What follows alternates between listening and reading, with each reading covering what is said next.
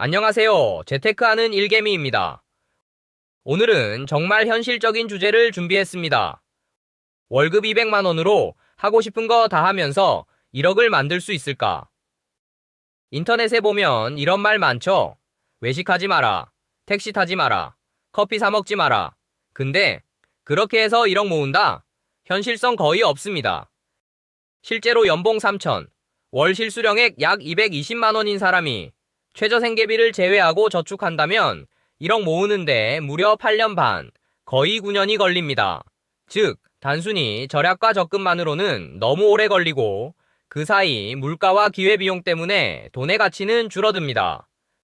실제로 한국은행 조사에 따르면 이 30대 평균 저축률은 30%도 되지 않습니다. 월급 200만 원 받는 사람이 생활비 줄이고 저축률을 50%로 끌어올려도 1억 모으는데 최소 7, 8년은 걸린다는 계산이 나옵니다. 그 사이에 물가는 오르고 집값은 더 빠르게 올라가죠. 그래서 오늘은 세 가지를 말씀드리겠습니다. 첫째, 기존 방식의 문제. 둘째, 정부 정책과 절세 활용. 셋째, 투자와 배당금으로 소비까지 챙기는 방법. 자, 그럼 하나씩 살펴보겠습니다. 첫째, 기존 방식의 문제입니다. 극단적인 소비 절약. 택시 절대 타지 마라. 옷은 1년에 한 벌만 사라. 외식은 금지. 이런 말들 많이 들어보셨죠? 근데 지금의 행복을 다 포기한다고 해서 미래가 보장되진 않습니다. 또, 적금만 넣는 방식은 답이 안 됩니다. 요즘 적금 금리 2에서 3%, 물가 상승률이 3%면 사실상 마이너스입니다. 10년 모아도 돈의 가치는 그대로거나 오히려 줄어듭니다. 그리고 비현실적인 목표, 월급 200만 원 받는 사람이 3년 안에 1억 모으려면 월급 전부를 저축해야 합니다. 생활비는요? 불가능하죠. 100% 저축해도 최소 5년은 걸립니다.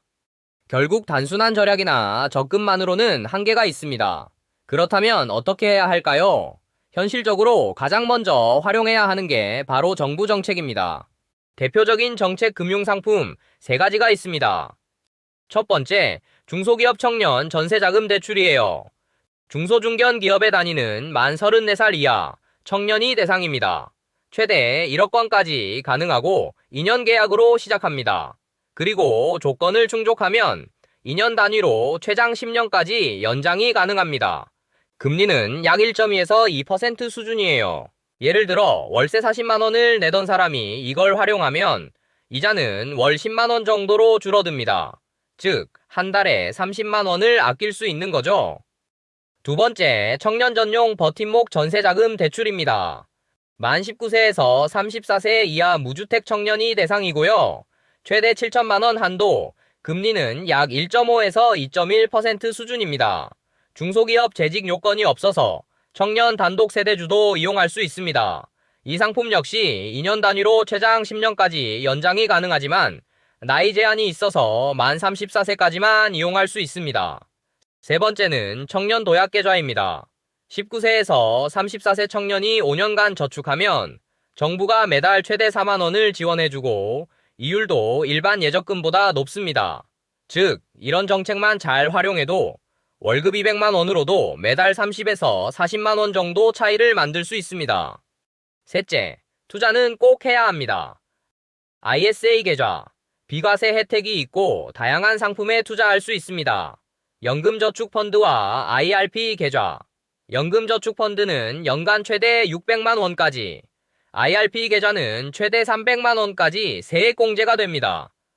월 50만 원만 넣어도 연말정산에서 약 100만 원 환급, 5년이면 500만 원입니다. 투자 원칙은 간단합니다. 단타 금지, 세력주 금지, 친구 따라 매수 금지. 모른다면 그냥 S&P 500 ETF 같은 글로벌 우량 지수에 투자하세요. 미국 주식시장은 100년 넘게 우상향했습니다. 장기적으로 보면 반드시 오른다는 데이터가 있습니다. 예를 들어 지난 10년간 S&P 500의 연평균 수익률은 약 10%였습니다. 복리 효과까지 감안하면 시간이 지날수록 결과는 더 크게 벌어집니다. 그리고 중요한 건 하고 싶은 걸 참는 게 아니라 배당금으로 소비하는 겁니다. 예를 들어 코카콜라에 매달 50만 원씩 3년간 적립식 투자했다고 합시다. 원금은 1,800만 원. 배당 수익률 3%라면 1년에 약 50만원, 분기마다 13만원씩 배당금이 들어옵니다. 이 돈으로 뭘 할까요? 분기마다 오마카세 한번, 국내 여행 숙박비나 항공권, 아니면 취미생활. 저는 실제로 배당금이 들어오는 달이면 이달은 고기 먹는 날이다 하고 고깃집에 갑니다.